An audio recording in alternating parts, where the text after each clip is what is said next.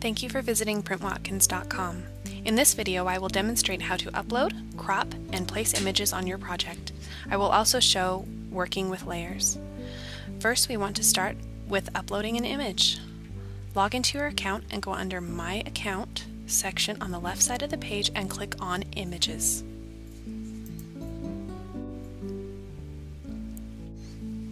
Then click on Add New Image. Then click Select File.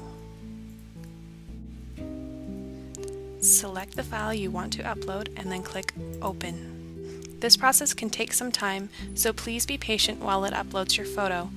When it's finished uploading, you can crop the image now or save the image without cropping. I recommend saving the image without cropping and crop it down later for your project. Now that you've uploaded some images, you can open up a template or a saved project that you're working with. In this example, I'm using PH05E. There are a few ways to bring in and crop or layer your photos. The first way is to crop down the image and resize it to the size you need. Look over your template and pay attention to the relative size and shapes of your images. You can even use some scratch paper or a notebook to draw a representation of the layout to help remember the sizes and shapes of the images.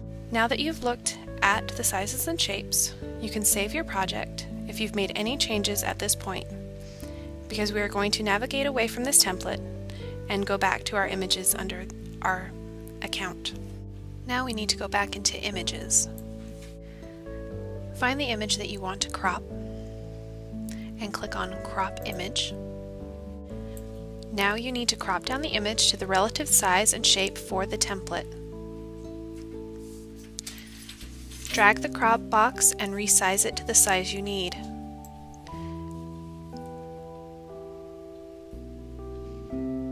Then click Crop Image and save it.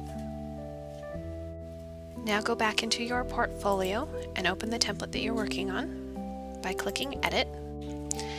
Now delete out the image you want to replace and go into your image gallery and go to Your Images. Select the image you cropped. Resize the image to fit the space that you now have open. Make sure that you keep the image to the edge of the document so that it has bleed. If your crop isn't perfect, don't worry. Go back into Images and crop it again to fit, or simply resize objects on the page. For example, this shape here, if you click on it, the Layers palette will expand, and if you unclick the lock, you can edit the one side and drag it down to where you need it. There's another way to crop down your photos without actually cropping them, and that is using layers and shapes. Delete the image you want to replace. Go to the image gallery. Like before, click on an image that you want to use. Resize the image so that the parts that you want to see are in the open space. Don't worry about overlapping the images at this point.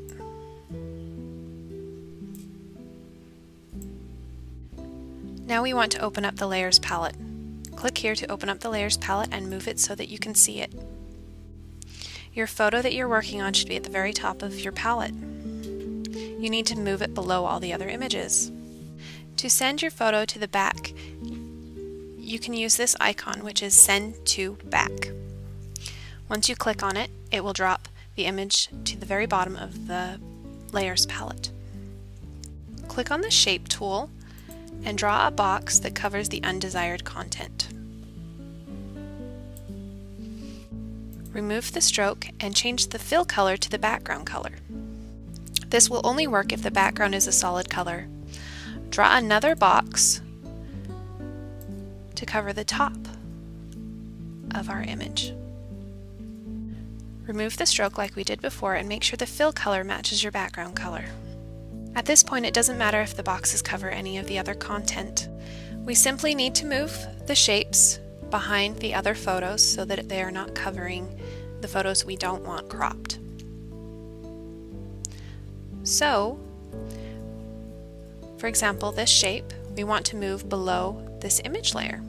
We click on the down arrow and it'll move the layer down one step on the layers palette. And we continue to do so until it is just above the photo that we want cropped.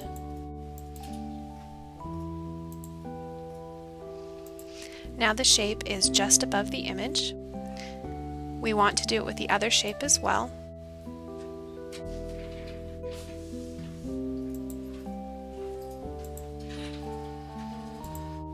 You can still move around your image and make it exactly what you need and where you need it, as long as the boxes that you drew are big enough.